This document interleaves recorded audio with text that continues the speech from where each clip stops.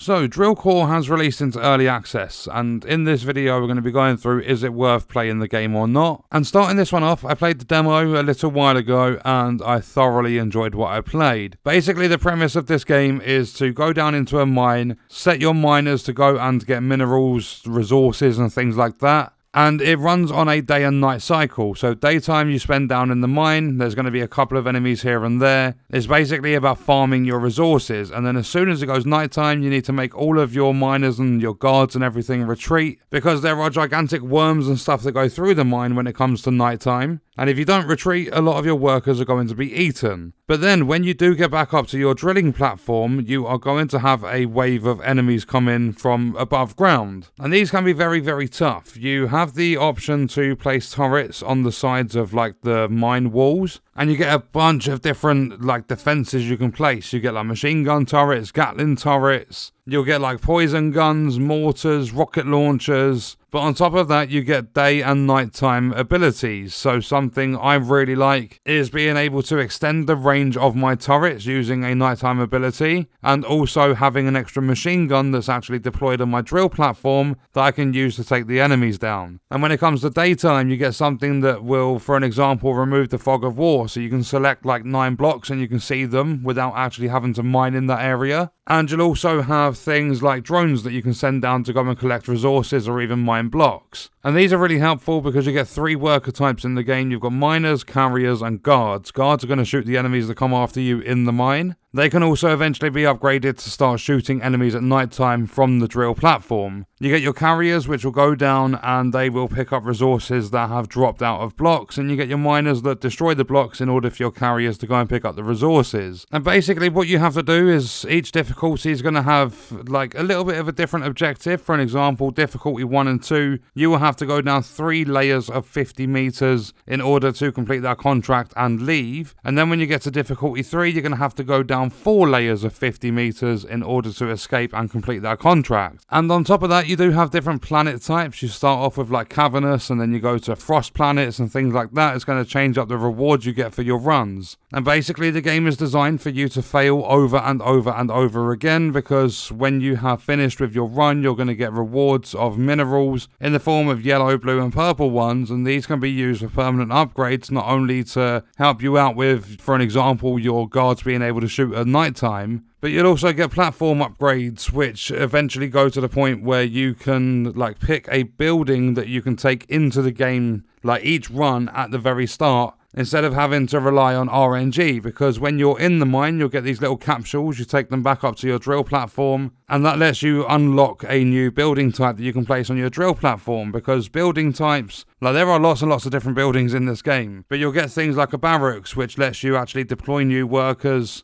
and the more you place, the higher your worker limit. You'll also get research labs, which lets you upgrade like the speed of your miners and also the damage of your guards. But through the upgrades and everything, like the permanent upgrades at the main menu after your runs, you can increase all of this and make it even bigger and better. You can have extra nighttime abilities and things you can use. There is a lot to this game, and it's still in early access. And I think the developers have done a fantastic job with this game. There are so many features in this game that are really cool. For an example, you have a priority system. If you click on a block once, your workers are going to deal with it when they get round to it. If you click on it again, it puts an extra box around it. It makes it a priority, and you can focus on mining that block, because you do get enemies in the mine as well as above ground. And then if you do manage to destroy a block that an enemy is going to spawn out of, they won't spawn at all. So it saves a lot of your workers. As well as that, you have a bunch of different buildings you can place down to upgrade your turrets and make them even stronger. Defense is so important in this game. Then you've got all of your different mineral types. You've got massive upgrade trees and stuff. There is a lot of replayability in this game. You have a different planet. You've got loads of different difficulties and stuff. And I'm going to say that this game is one of those games where you could like start up a run and think, oh, maybe one more run after you lose the first one, for an example, and you'll find yourself playing for an extra like 2 or 3 hours. This game can like really pull you in, and each run's going to last typically around half an hour or so. It depends how far you want to go, because you have your objective to drop down 3 layers of 50 meters, but after that you don't have to leave the mine straight straight away. You can drop again if you want to, like carry on going through more day and night cycles, keep farming for materials. There's qualifications and stuff in this game, which are basically challenges that unlock new buildings. So to answer the question, is it worth playing? Absolutely yes, this game is worth playing.